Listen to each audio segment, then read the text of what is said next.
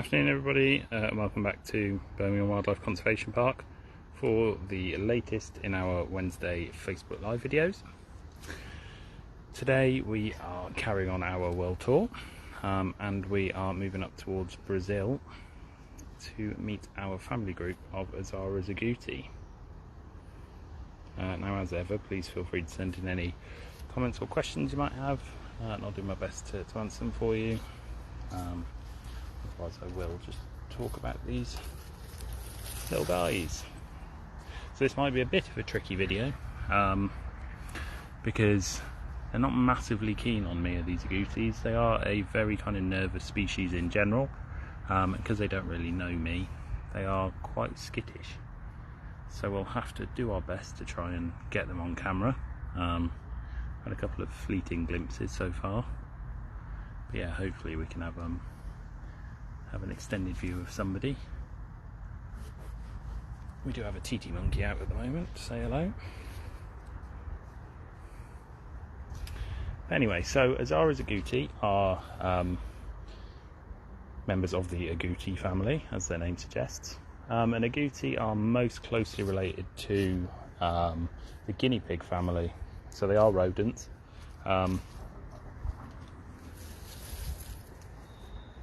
And yeah, they are most closely related to guinea pigs and capybara and mara and things like that.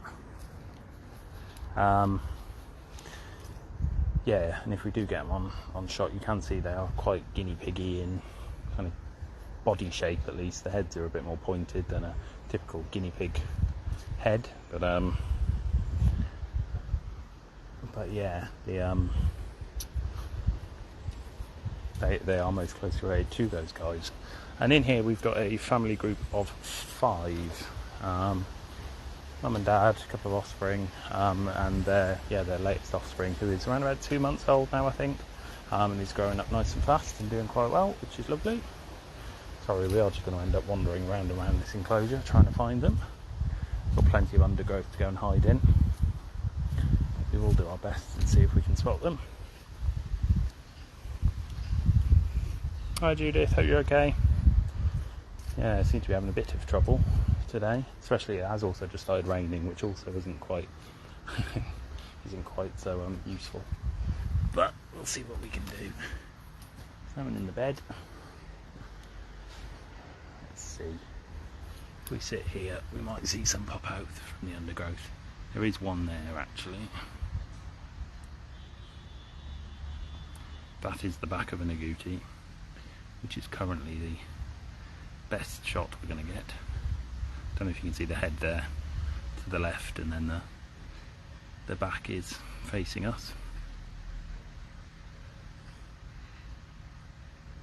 So Christopher, the captive diet is a kind of rodent pellet, specially formulated for lots of different types of rodent. Oops. Try and get this capybara back in, agouti, apologies, there's agouti back in shot. So yeah, it's a rodent pellet, and then we give them a range of fruit and veg as well. In the wild they'd eat a lot of fruit, and basically anything that fell from the trees above. They'd be able to kind of look for tubers and roots and things like that as well. But yeah, the diet we give them here is pretty much pellet and fruit and veg based. And then, yes, like you say, they are from a warmer climate. However, they are quite a hardy species, and they do adapt quite well to kind of colder conditions, as well as the warmer ones they're a bit more used to. So we don't actually offer any supplemental heating. We've never really seen the need. There's a bit of a better view of one next to it, which I completely missed. They've got a nice big straw bed over the winter, which they can use to keep nice and warm. But other than that, they're fairly hardy things. So yeah, they're able to kind of cope with our cooler temperatures. Hi Lorraine, hope you're okay today.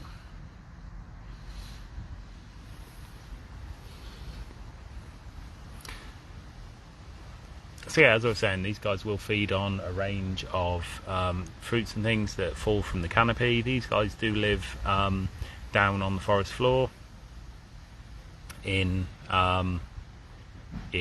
Brazil, they are found in Argentina, Paraguay. That's our youngster. This is our kind of couple of month old. It's just popped into shot. And yeah, they live on the forest floor, and they are known as kind of jungle gardeners. As I say, they'll eat a lot of these fruits, and they'll eat the seeds, and they'll disperse them throughout the rainforest as they poo. But they will also, much like squirrels, they will bury fruit and they will bury seeds and nuts and things like that, and actually forget where they've put them. So you do get a lot of plant life and things like that growing up from forgotten about seeds and nuts and things like that these guys would have planted throughout their range. So yeah, they're quite an important part of the ecosystem. Yeah, they're quite important in spreading those seeds and plants and things like that around the forest.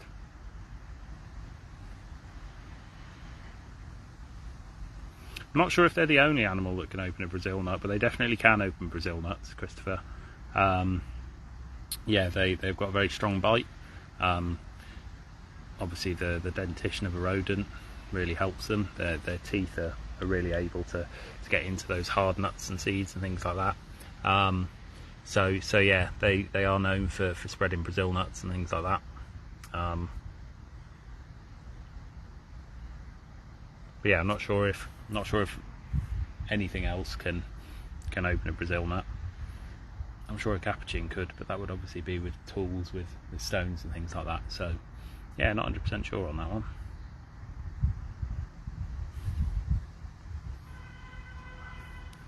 So there's not actually that much known about the Azara agouti, as they are proving very well here. They are a fairly secretive species. They are very shy and nervous of people, and if they kind of hear you or see you coming, they will disappear. Get that one back in shot there. And yeah, very little is actually known about these guys in the wild. They are classed as data deficient on the IUCN Red List. Basically mean there's not enough data to know how they're doing out in the wild population wise, whether they're endangered or not. And yeah, there is a lot that is not known about these guys. It's known that they can live individually or in small groups. Generally they're probably found on their own a little bit more often in the wild. And because of this, and the fact that they are a perfect kind of bite-sized snack for a large number of predators in South America, that is what kind of gives them their skittish nature. So if they see or hear anything they're not 100% happy with, they will disappear off into the undergrowth, as they have kind of done today.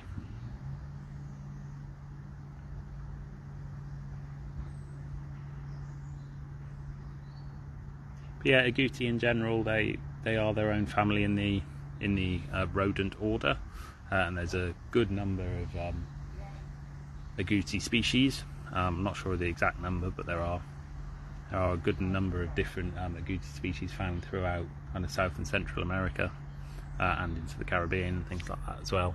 But yeah, these guys are the ones you'll see most commonly in captivity, the Azara agouti. There's another couple of species that you'll see in kind of UK zoos, but these ones are the most commonly seen.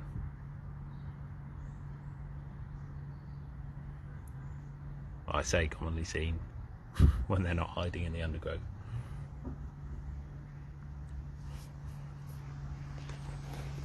At least you managed to find some of them, at least in the undergrowth. I'm pretty sure the last time I did an agouti video it was much like this, where they just disappear off into the bushes. But that's okay. We can still talk about them.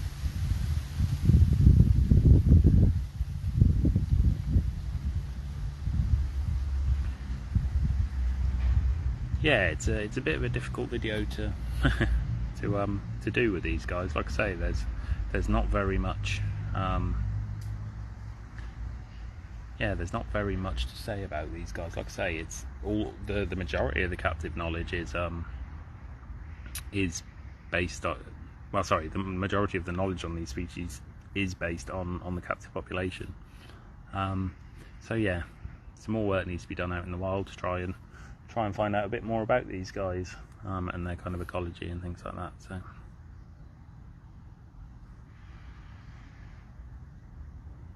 yeah, commonly unseen, that's probably probably the best way of putting it. Definitely. Yeah, we wanted to put a post up about the vet procedures last week. Just thought everyone would like to see kind of a side you don't normally get to see from us or from zoos in general, really.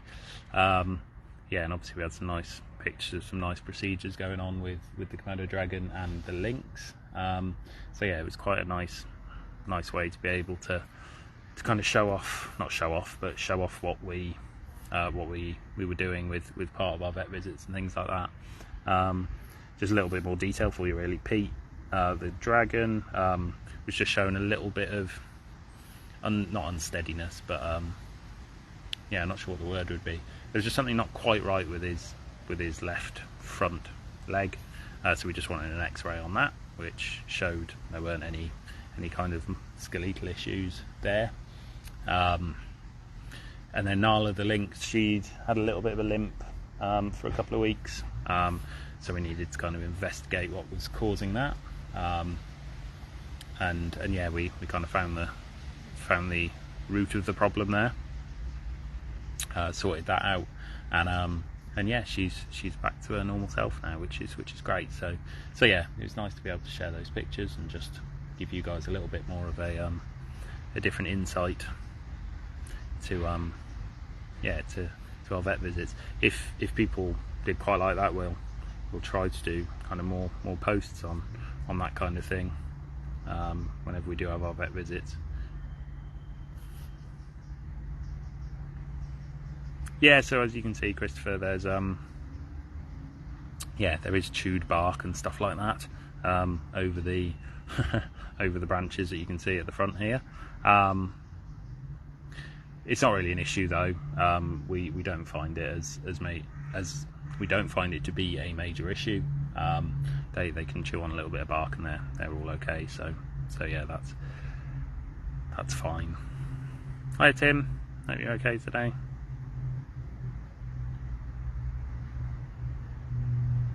Hi Holly, hope you're okay. Yeah, Agouti's fine. Agouti, our spider monkey's doing well, bless him.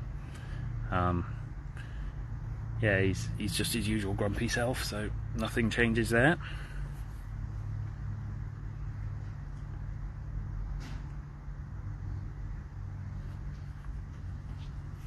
Brilliant. Yeah, we'll try and have a look at some more behind the scenes stuff, see what we can do with that kind of thing. It is nice to be able to give a bit of a different insight to what goes on a day to day.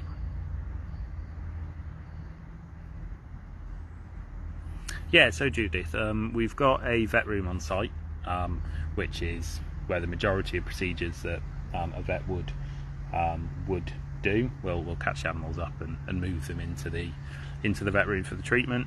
Obviously, things like the lynx and the Komodo dragon, which are a bit more dangerous, a little bit more difficult to to move into a different room from their enclosures. They generally do generally have treatments performed on them in their enclosures and things like that, just because it's a little bit easier.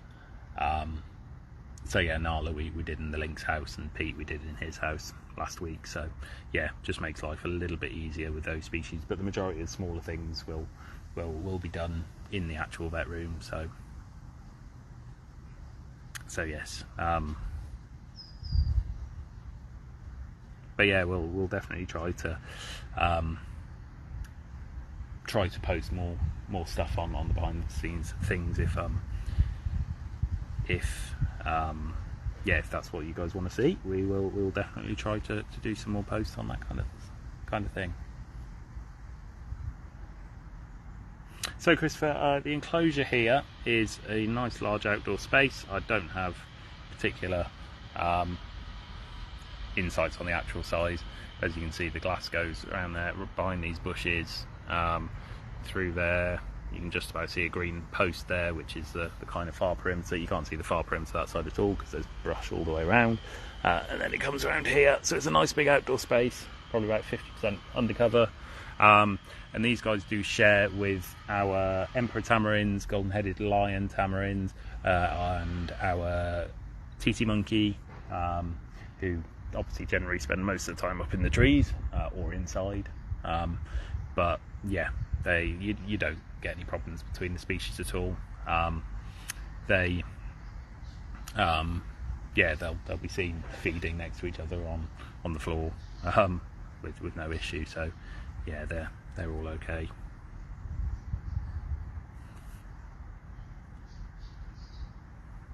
Okay, Tim. Yeah, no, that sounds like a good idea. Could maybe do a day in the life or something like that of a keeper. That would be yeah.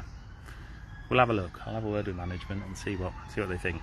But yeah, if more behind the scenes stuff is what you want, we will do what we can.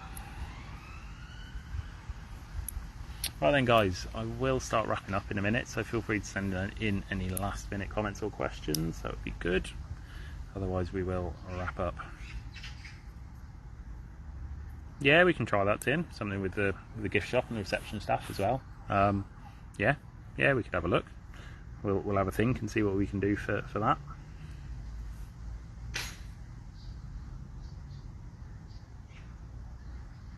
So we do have 3 banded armadillos here, Christopher, who live in the nocturnal house with our sloths and our Duraculi monkey. With these guys and the armadillo, armadillo are generally more nocturnal, so obviously they work a little bit better in the nocturnal house. And we would probably see a bit of competition between the armadillo and the agouti. Obviously they're both ground dwelling species that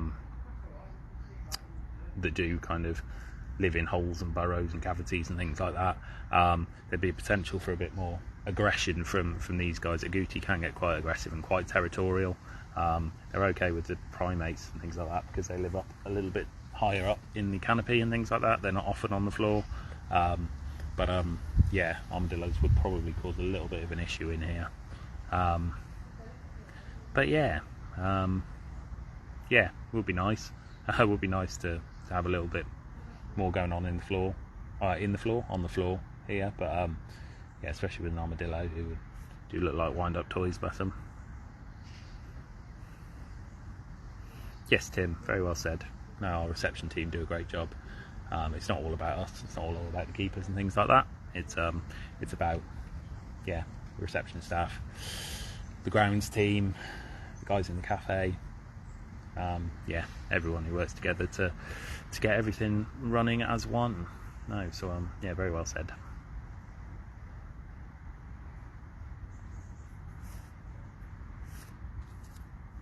So yeah, next week's what are we on? Next week's world tour will be continuing in South America. Can't remember what it is exactly. I know we've got bush dog coming up soon, and a couple of other bits and bobs. But obviously we've got loads of South American species here, so that will keep us busy for a little while. But yeah, I think we will wrap the video up there. Hopefully next week's video will be a little bit better than a shadow in a bush. Emperor tamarin's just popped out there and disappeared. Oh no, there he is, up on the doodah.